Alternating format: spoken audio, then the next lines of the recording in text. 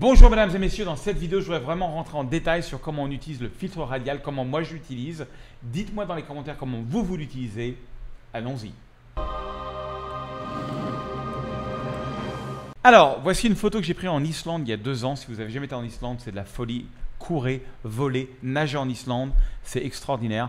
Ça, c'est ce qu'on appelle Diamond Beach, la plage de diamants. Et c'est une plage non seulement où il y a 4 heures de lever ou de coucher de soleil, mais en plus, il y a plein de morceaux d'iceberg sur la plage. La plage est noire, enfin, il y a un contraste de fou. Vous faites de la pose longue, vous avez des photos qui vont se vendre pour le reste de l'éternité. Alors, je vais dans le cercle radial ici, je double-clique sur effet et ça va tout mettre à 0. Okay. Ensuite, pour vous montrer comment ça fonctionne, je vais booster mon exposition. Je vais cliquer et glisser ma souris. Alors, par défaut, vous risquez d'avoir quelque chose comme ça. C'est-à-dire que quand on met une valeur, donc là, je rajoute de l'exposition, ça va rajouter de l'exposition partout, sauf dans le cercle. Vous voyez? Partout, sauf dans le cercle. Donc, moi, je ne veux pas ça, je veux l'inverse. Comment faire? Je vous le donne en 1000. On clique sur inverser. Et là, sur inverser, maintenant, c'est comme si on avait une lampe torche sur la photo. Ensuite, contour progressif. Si je le mets à 0, eh ben voilà, c'est très naturel. Non, mais j'ai pas du tout retouché cette photo. C'était comme ça. Il y avait un cercle blanc dans le ciel. Voilà. Et si vous mettez contour progressif à fond, ben là, c'est beaucoup plus subtil. D'accord? Ensuite, alors, par exemple, moi, j'utilise ça pour pouvoir mettre plus d'attention sur pour faire ressortir, éclaircir certains points de la photo. Donc, j'ai une règle. C'est que si mon cercle il est un petit peu grand, je ne vais jamais au-delà de 1 en valeur. Donc là, je peux aller à 1 par exemple si je veux. Mais là, ce que je veux faire, c'est donner un peu plus d'éclat à l'iceberg. Et ce que je préfère faire, c'est de le mettre à 0,5, donc plus subtil, et faire que mon cercle soit plus petit. Donc on peut prendre les coins comme ça, et on peut le mettre plus petit. Ensuite, je peux faire un clic droit, cliquer sur dupliquer, et maintenant j'ai 2 cercles. Je n'ai pas un cercle, j'ai 2 cercles. Alors comment voir le avant-après? Déjà, si vous sortez votre souris de la photo, paf, vous allez sur le menu, vous allez voir ça disparaît. Mais si vous voulez vraiment apprécier, parce que c'est très subtil comme retouche, vous allez ici, il y a 2 petits carrés, avant, après. Alors je vous montre aussi une option qui est intéressante aussi. Par défaut, les épingles d'édition, vous voyez, il y a 2 épingles d'édition, c'est en mode auto. Le mode auto, c'est simplement ça, c'est-à-dire que dès que vous sortez la photo, les épingles disparaissent. Ensuite, vous avez toujours... c'est l'inverse, vous avez les épingles et si vous sortez la photo, ça ne disparaît pas, très galère, que j'utilise jamais. Ensuite, vous avez sélectionné. Sélectionner, c'est que celui qui est sélectionné que vous pouvez voir et l'autre disparaît, ce qui est très galère aussi parce que souvent, j'aime bien changer la valeur des cercles. Et ensuite, on n'a jamais. Alors là, jamais, c'est que voilà, ils ne sont jamais affichés. Donc, vous les faites et ils disparaissent au fur et à mesure que vous les faites. Donc, c'est quand même très galère. Donc, moi, j'utilise auto. Auto, c'est bien. Alors pour effacer, hop, on clique, on sélectionne, voilà. Moi j'aime bien en prendre un quand j'ai une valeur qui me plaît. Donc là par exemple, je rajoute un tout petit peu d'exposition, peut-être un petit peu de clarté, très léger. Voilà, je vais effacer celui-là. Je fais un clic droit, je fais dupliquer et je le mets là. C'est parfait.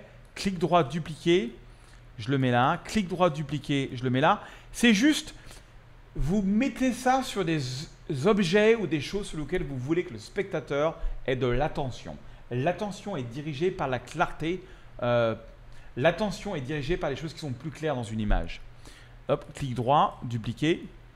Je vais peut-être en mettre là. Clic droit, dupliquer là. Voilà. Ensuite, pour ce qui est du ciel, je vais faire clic droit, dupliquer. Je vais en mettre un grand coup sur le ciel comme ça. Je vais juste refaire sortir le coucher de soleil. Et là, au lieu de rajouter de la clarté et de l'exposition, je vais mettre un petit peu de magenta et un petit peu de jaune. Regardez. Et maintenant, avant, après. Il faut y aller mollo. Moi, je vois des gens qui font des choses comme ça. Voilà. Genre qui mettent à 1 ou à 2. Et disent non, non, j'ai rien fait sur la photo. C'était comme ça. Il y avait des points lumineux. Voilà, il y avait des lueurs. Non, là, ça se voit trop. L'astuce, c'est vraiment moins. Less is more, comme on dit en anglais. Less is more. Donc, moins c'est plus, ce qui ne veut rien dire en français. Voilà, quelque chose comme ça. Alors, autre exemple, par exemple, vous pouvez être fou. Par exemple, prendre une photo comme ça de jour et avec la technique des cercles, la transformer en photo de nuit. Et voilà, avant, après, j'ai utilisé regardez tous les petits cercles qu'il y a pour ajouter les points lumineux comme ça. Et sinon, je l'utilise beaucoup pour le noir et blanc. Donc là, par exemple, toujours l'Islande. On y va, c'est parti mon kiki, j'arrive, bonjour. Donc là, petit cercle. Je vous rappelle qu'on ne dépasse pas les 0,5. Alors sur du noir et blanc, des fois je me permets mais ne le dites à personne d'aller jusqu'à 1. J'en profite pour vous dire que j'ai sorti une nouvelle boîte à outils. Vous avez le lien sous la vidéo, c'est une boîte à outils de folie. Dans cette boîte à outils, vous allez avoir des paramètres, des presets gratuits de Lightroom et pas mal, je crois que j'en ai presque 40. Vous avez des ciels que vous pouvez remplacer dans vos photos. Vous avez des brosses Photoshop, vous pouvez rajouter de la brume, de la pluie dans vos photos. Vous avez, qu'est-ce que j'ai d'autre? Oh, j'ai des textures que vous pouvez utiliser comme ça pour vos paysages ou vos portraits. Tout ça, c'est gratuit. Ça vient avec une formation d'1h10 à peu près. Faites la formation, essayez d'utiliser ces outils. Je vous donne même des fichiers RAW. Je crois qu'il y a 5-6 fichiers RAW qui sont des fichiers de top qualité à travers le monde. Voilà, tout ça, c'est gratuit. Vous prenez votre lien. Alors, il y a une astuce. Une fois que vous avez mis votre email, vous allez recevoir de ma part beaucoup d'offres professionnelles, je vous préviens, mais aussi beaucoup de vidéos gratuites et beaucoup d'astuces gratuites. Et ce n'est pas tout. Vous allez avoir la possibilité d'acheter tous mes presets à un prix défiant toute concurrence. Donc, on est de retour. Là, je veux faire du beau noir et blanc. Donc, hop, j'ai mis, voilà, je suis à quoi? 1.04, c'est un peu fort. Même chose, hop, clic droit, dupliquer. Je vais mettre ça sur le ciel. Je vais reprendre le petit, clic droit, dupliquer. J'ai envie de mettre ça là, clic droit, dupliquer. Et vous voyez ce que ça fait, c'est que ça, alors j'ai une expression, ça complexifie la lumière. Il faut savoir que plus la lumière est intéressante, bah plus la photo est intéressante. Là, on va complexifier la lumière. Ça veut dire quoi? Regardez, je vais pour une fois utiliser le mode jamais. Vous voyez comment l'iceberg maintenant, il y a un ton gris, puis un ton plus clair et à nouveau, ça va vers le sombre. Là, hop, ça va vers un ton gris un peu plus clair, ça va à nouveau vers le sombre. Ça complexifie la lumière. Ça la rend plus complexe et donc plus intéressante. Mais comme tout, il ne faut pas en abuser. Alors, astuce très importante quand on utilise le filtre radial. Je vais vous donner l'exemple ici. Donc là, hop, attendez, je reviens dessus. Je reprends celui-là. Voilà. Là, je vais… admettons que je veux éclaircir le ciel, mais je ne veux pas éclaircir plus les icebergs. Ce que vous pouvez faire, c'est utiliser le masque de gamme. D'ailleurs, j'ai fait toute une vidéo là-dessus. Mais principalement, comment ça fonctionne, c'est que si vous appuyez sur la touche Option sur Mac ou sur Alt sur Windows et vous cliquez sur Gamme, ça va créer un masque. Par défaut, on voit notre cercle. Tout ce qui est blanc, eh ben, va affecter la valeur qui est ici. Donc là, on fait quoi? On expose de 1,18 en plus. Donc on va exposer de 1,18 en plus partout où il y a le cercle blanc. Mais si je vais à droite, mesdames et messieurs, on commence à faire ce qu'on appelle un masque. Et le principe du masque, c'est tout ce qui est gris et noir va masquer. Donc, grosso modo, regardez, là, le blanc, il est que sur le ciel et il est plus sur les icebergs. Là, il est partout. Là, il est que sur le ciel. Là, il est partout. Là, il est que sur le ciel. Alors, bien sûr, ça baisse aussi un petit peu l'intensité.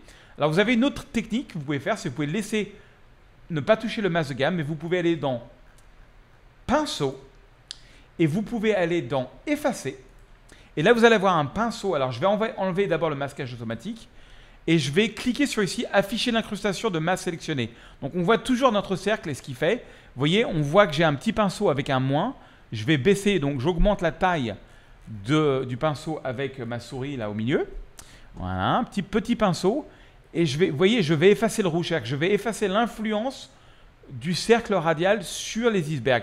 Mais comment faire ici, à la frontière? Et c'est là, mesdames et messieurs, où le masquage automatique de folie arrive. On clique là-dessus. Et là, vous voyez, là où j'ai un moins, je peux cliquer sur l'iceberg.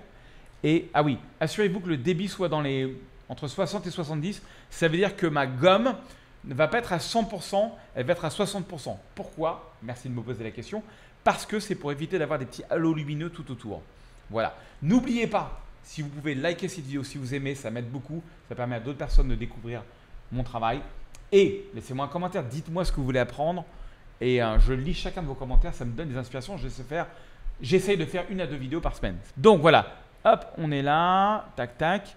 Et la même chose, j'efface. Donc j'ai le masquage automatique, donc j'efface l'effet sur les icebergs et pas sur le ciel. Voilà. Et là, je peux enlever afficher l'incrustation.